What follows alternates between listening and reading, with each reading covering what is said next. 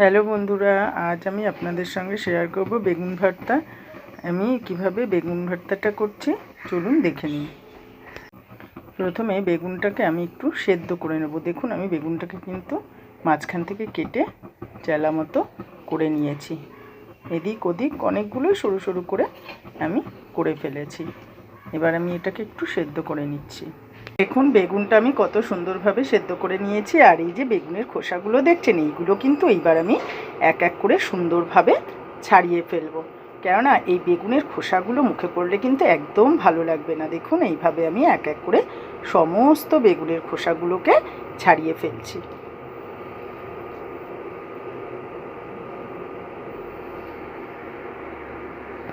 দেখুন বন্ধুরা, আমি বেগুনের খোসাটাকে কত সুন্দর করে ছাড়িয়ে একদম রেডি করে নিয়েছি। আর এই পাশে আমি বসিয়ে দেব কড়াটা, আর কড়াতে দিয়ে দেব সাদা তেলটা। সরি বন্ধুরা, সাদা তেল নয়, কড়াতে দিয়ে দিয়েছি সর্ষের তেল। এবার আমি কিছুটা পেঁয়াজ কুচি করে নিয়েছি। আমি পেঁয়াজটাকে সুন্দরভাবে কিন্তু দিয়ে একটু ভাজা ভাজা মতো করে ফেলবো।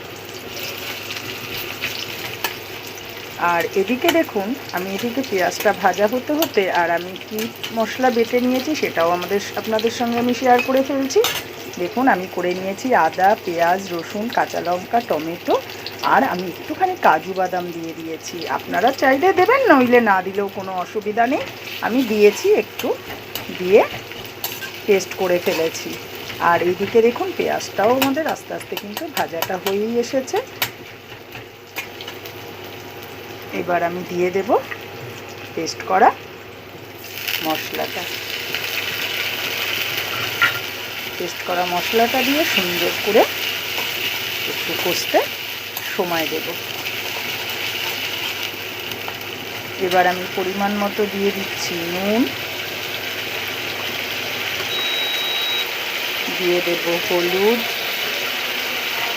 দিয়ে দিচ্ছি জিরে গুঁড়ো, দিয়ে আমি বেশ কিছুক্ষণ নেড়ে চেড়ে একটু কষতে সময় দেব, যতক্ষণ ওর গা দিয়ে তেলটা বেরিয়ে আসছে।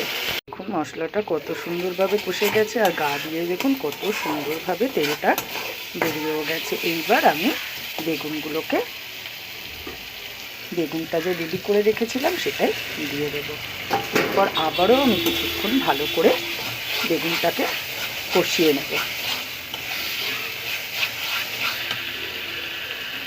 দেখুন কত সুন্দরভাবে হয়েই গেছে। আর এরপর আমি দিয়ে দেব সামান্য মিষ্টিটা দিয়ে আমি নেড়ে চেড়ে উপর দিয়ে ছড়িয়ে দেব কাসুরি মেথি পাতাটা। আপনারা কিন্তু এইভাবে একবার বেগুন ভর্তাটা করে খেয়ে দেখবেন, অসাধারণ লাগে। আমরা কিন্তু সবাই সব রকম রান্না জানি এবং করি, কিন্তু আমাদের প্রসেসটা হয়তো এক একজনের এক এক রকম হয়, তার জন্য টেস্টটাও হয় আলাদা। আর ফোড়নটা সবসময় আমরা একই রকম সবাই ফোড়ন দিই না, আমরা এক একজন এক এক রকমভাবে ফোড়ন দিই। এই ফোড়নের জন্যই কিন্তু আমাদের রান্নার ফ্লেভারটা হয়ে যায় আলাদা। তারপরে তো অন্যান্য জিনিস আছে। এইভাবে আপনারা কিন্তু একবার বেগুন ভর্তাটা করে খেয়ে দেখবেন, অসাধারণ লাগে। এটাই আমি আপনাদের সঙ্গে শেয়ার করে ফেললাম। যদি ভালো লেগে থাকে কমেন্ট করে জানাবেন।